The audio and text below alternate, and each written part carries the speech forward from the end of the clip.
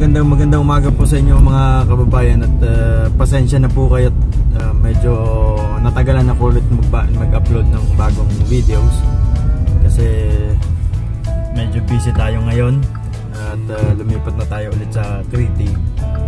So ngayong araw naisipan ko na ipasyal kayo sa trabaho at ipapakita ko rin sa inyo kung saan ako nagtatrabaho saka yung daily routine ko sa trabaho pagpasok ko sa umaga.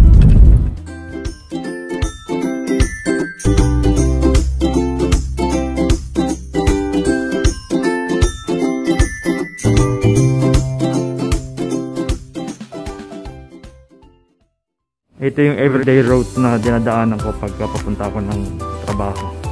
Bali ngayon nasa center na tayo ng Heraclion.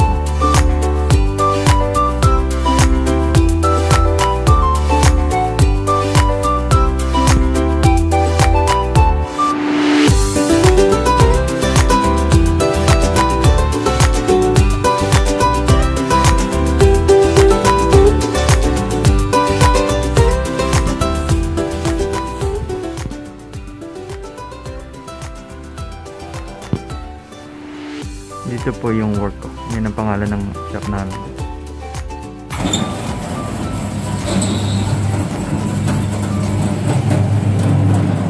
So ito na po mga kasama yung loob ng ano namin, ng restaurant.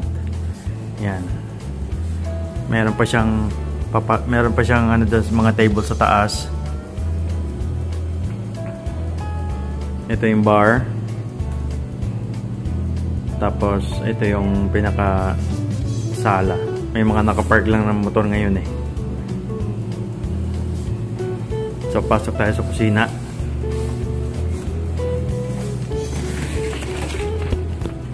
Dito yung kusina namin. Yan, susindihan ko lang ang ilaw.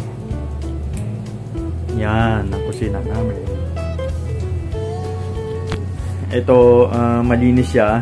Talagang makintab lahat kasi sinasabon po namin yung pagkatapos namin ng service sa gabi.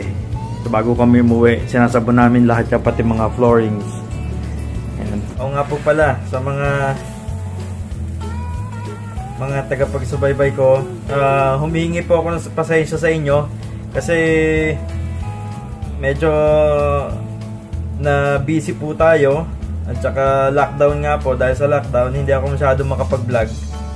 At ayun nga po, lumipat din po kami dito sa Crete. Dati ba diba nasa Athens tayo? So ngayon lumipat na po kami sa Crete, sa island kung saan talaga yung pinaka-base namin. Kaya hindi tayo nakapag-vlog agad dahil marami tayong mga ginawa. But hopefully this time magiging continuous na yung ating vlog ano po. So sa mga hindi pa po nakakapag-subscribe, please subscribe na po and stay tuned para maging updated po kayo. Tsaka yung mga notification po ninyo, turn on nyo na rin para mas maganda. Okay? So kagabi, dahil sobrang dami ng trabaho namin, marami akong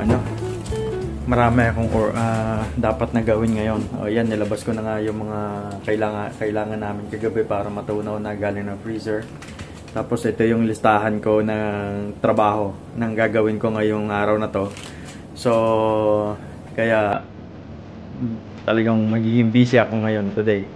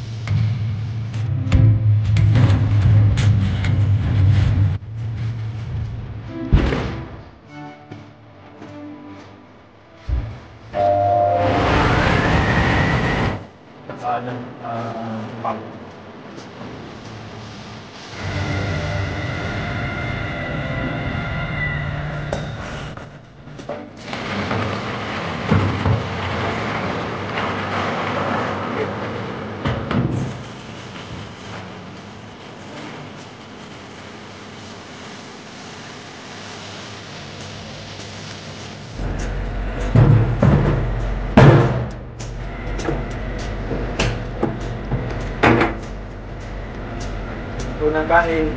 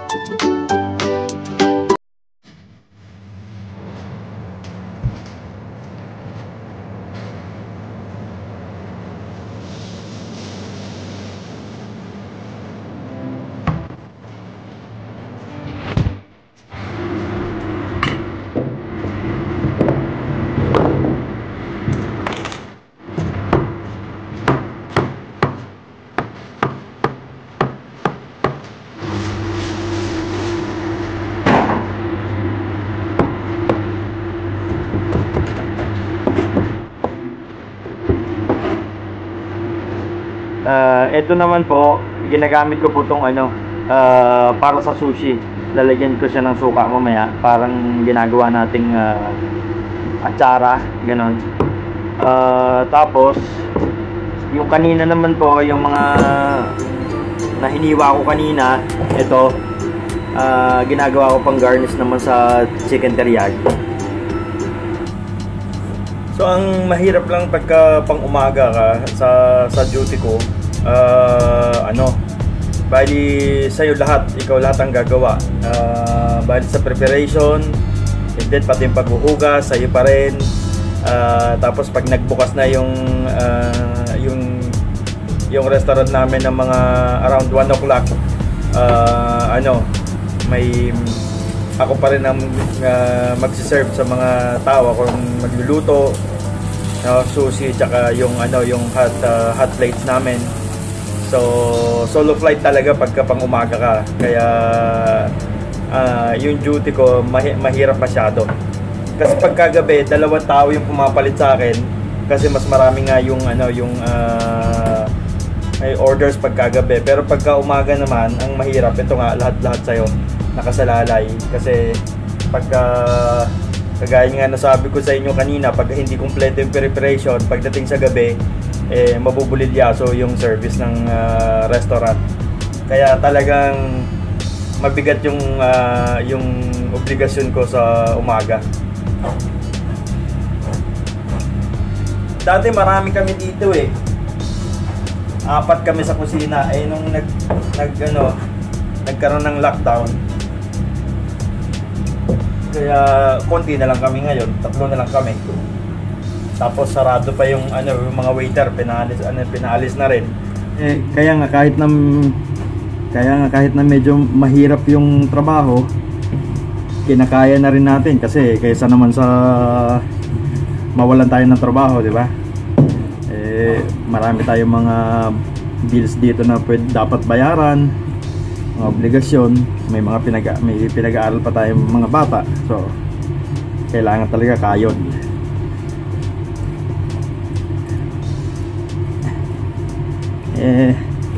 Minsan nakala ng mga nasa Pilipinas madaling kumita ng pera dito sa abroad. Ay hindi nila alam, minsan mas masahol pa yung trabaho natin ng mga OFW para kumita lang ng pera. Pero okay na rin, kahit pa paano nakakaraos. So yan po mga kasama yung trabaho natin dito sa Greece. At ako po yung magpapaalam na dahil mamaya-maya magsisimula na po ang service. At maraming salamat nga po sa pagsubaybay dito sa channel ko, sa sa susunod nga po palang episode ay i-renovate ko yung banyo namin. So papakita ko po sa inyo kung ano po yung mga gagawin ko doon. At sana po mag-subscribe kayo. Maraming salamat po. Ito po si Rafaelo, nagpapaalam mula sa kusina ng Noli.